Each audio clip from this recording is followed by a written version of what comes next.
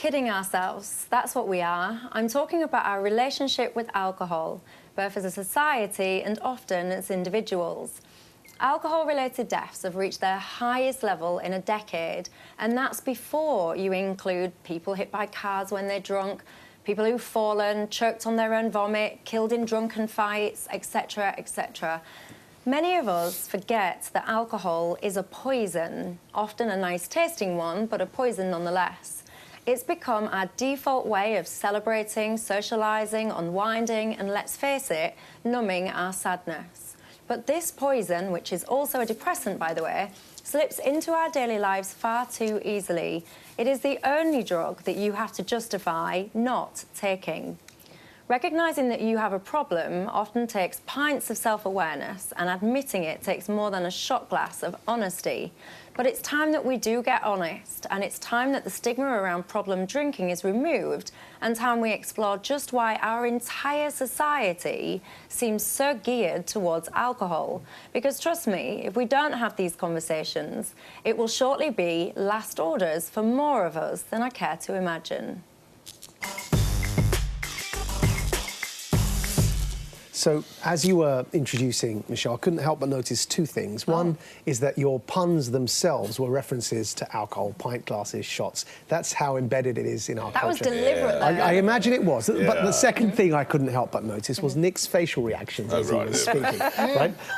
He truly was offended, for somebody that complains about being offended. I could hear him groaning. He was. It really upset me. It's the pacemaker. Though I've got to say, I think you're right. And I've come at this as somebody experiencing both ends of the alcohol-soaked culture that we live in. I didn't drink a drop of alcohol until I was about 30 years old. Then I got divorced and, you know... You made up for it since. Rest is history. So I was actually completely teetotal. And it wasn't for religious reasons, even from the age of 14, 15, 16.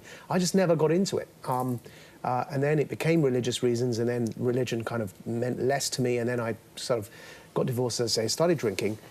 And then I married my American wife, who, coming from outside the country, was quite shocked, actually, at how much she thinks we drink. To have a drink in America at any work-related conference is not really done. And actually, to have a drink in the daytime over lunch is not really done at all. And yet, in this country, the first thing that happens, whether it's a cheeky pint at lunch, or people finish work at 5 and they head straight to the pub, she was quite surprised at how our culture actually revolves around alcohol. And now I'm pretty much fully part of that. So I've got to agree with you, actually. Having heard that external perspective as well, I think perhaps we do have a bit of a problem. It's not healthy for us. And this is how many people died. Let's have a look at this. In 2017, there were 7,697 alcohol-specific deaths in the UK, and that's just the deaths that are for medical reasons, not for the accidents that are caused from alcohol, not from... What's the population of this country? Is it 67 million or something like that? Now, 7,600 is a horrible figure, but for God's sake, two-year-olds don't drink. Put it in perspective. Numbing our sadness.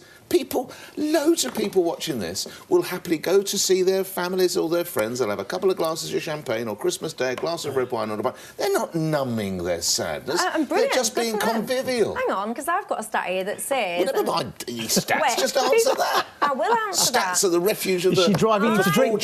I will answer that very, very clearly, and I will say good luck and well done to you if you're someone who... You're not numbing my sadness. No, because you can't undermine the fact that actually there is a significant problem with rising mental health in this country, and alcohol is a depressant. And actually there is a stat that 58% of people say that they admit that they drink, and I would say that that is much lower than it would be. I am categorically 100% sure that many people are going, they're down, they're depressed, they're anxious. No, you just had a tough day, you want a glass of red. That's all it is. No, that's not the case. People are self-medicating with alcohol. Oh my God, have you swallowed a dictionary? Self-medicating. I'm going to be the voice of reason here, because I agree with Michelle. You always are, I agree with Michelle.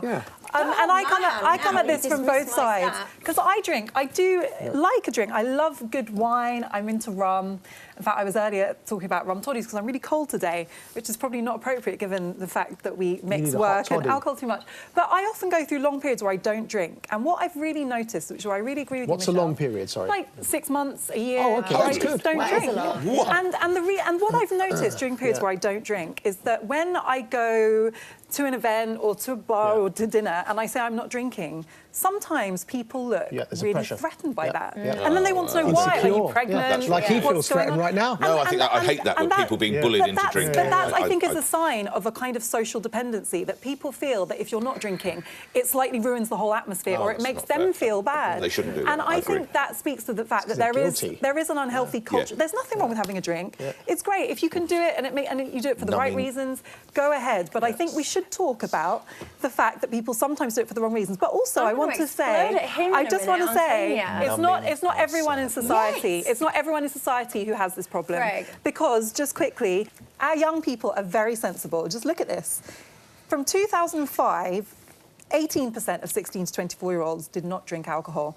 But by 2015, that had nearly doubled to a third, nearly. 29% of 16 to 24-year-olds now don't drink. So it's not everyone. Though those figures do correlate also with their dropping belief in democracy. Perhaps. Well, it's the same about Nick, isn't it? He doesn't want facts and figures, just like he doesn't on Brexit. I'm numbing the sadness. Leave me alone. Doesn't want any facts and figures to interfere. Do you drink too much, Greg?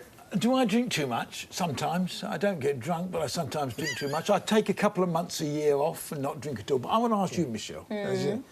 You've stopped drinking, haven't you? I have. You've stopped for how many days?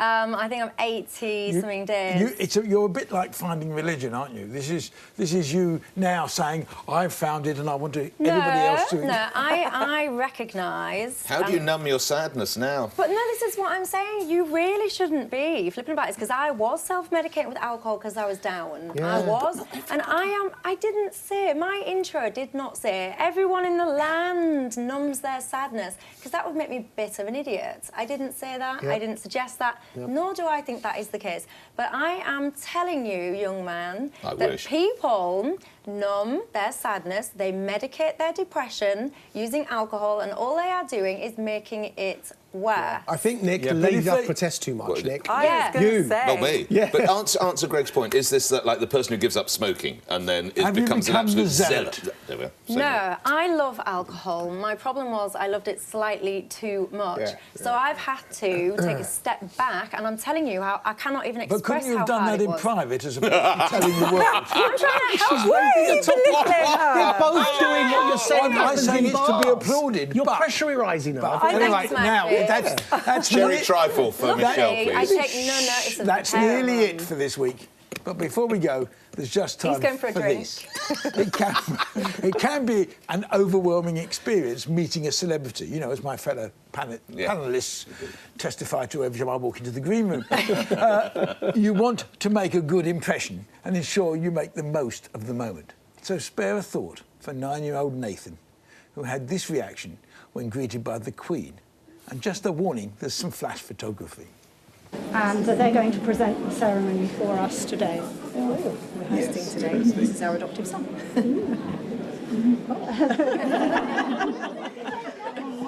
That's his version of Mal.